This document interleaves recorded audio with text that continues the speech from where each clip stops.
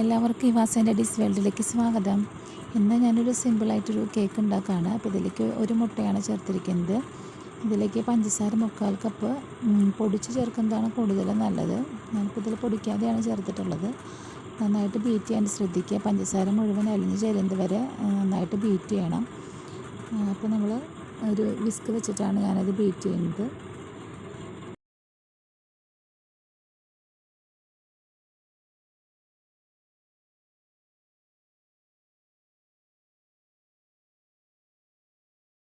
നന്നായി ബീറ്റായി വന്നതിലേക്ക് 1.5 കപ്പ് മൈദപ്പൊടി കുറേശ്ശെയായിട്ട് ചേർത്ത് കൊടുക്കുന്നുണ്ട്. എന്നിട്ട് നന്നായിട്ട് ഇത് മിക്സ് ചെയ്തെടുക്കാവുന്നതാണ്. കുറേശ്ശെ ചേർത്ത് മിക്സ് ചെയ്തെടുക്കുക.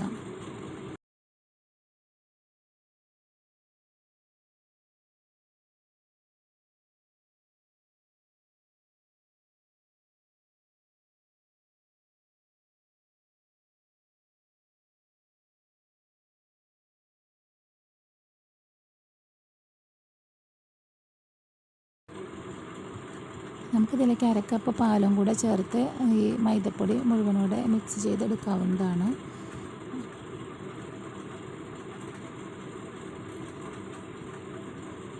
നല്ല തിക്ക് കൺസിസ്റ്റൻസിയിൽ നമുക്ക് ഈ ബാറ്റർ കിട്ടണം. അപ്പോൾ അതിന് വേണ്ടിയിട്ടാണ് നമ്മളൊരു 1/2 കപ്പ് പാലും കൂടെ ചേർക്കുന്നത്.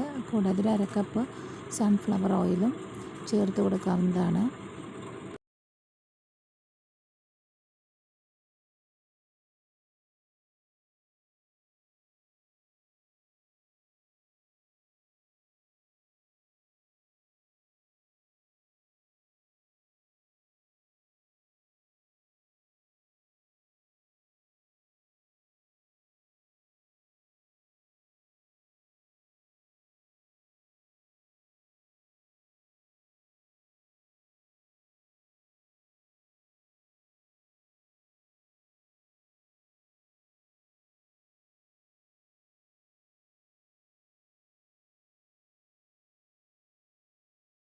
സൺഫ്ലവർ ഓയിലൊക്കെ ചേർത്തതിന് ശേഷം ഇതിലേക്ക് 1/2 കപ്പ് കൊക്കോ പൗഡർ എടുത്ത് വെച്ചിരുന്നു. കൊക്കോ പൗഡറും ചേർത്ത് നന്നായി മിക്സ് ചെയ്തെടുക്കുന്നുണ്ട്.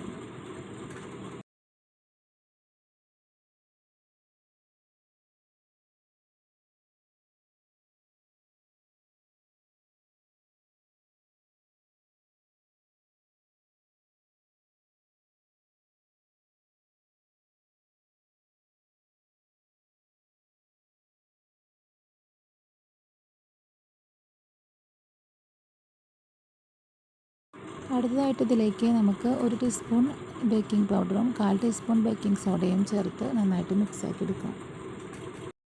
ഞാനിതൊരു നോൺ സ്റ്റിക്കിൻ്റെ പാനിലാണ് വേവിച്ചെടുക്കുന്നത്.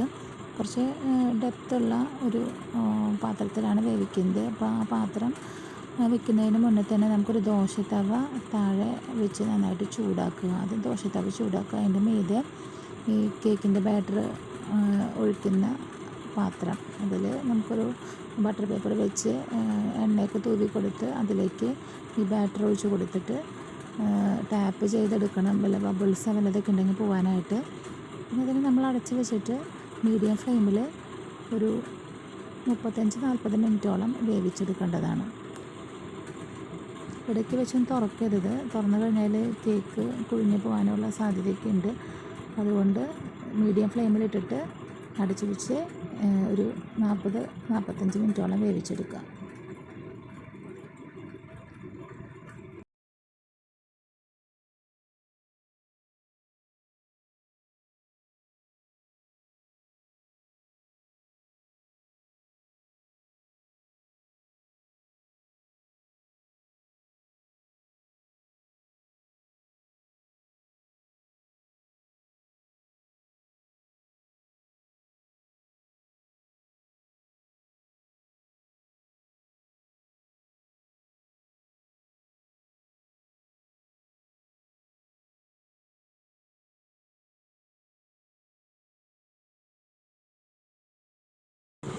കേക്കിന് താഴെയും മീതെയായിട്ട് ഹോളുകൾ എടുക്കുക. അതിലേക്ക് ഷുഗർ സിറപ്പ് ഒഴിച്ച് കൊടുക്കുക.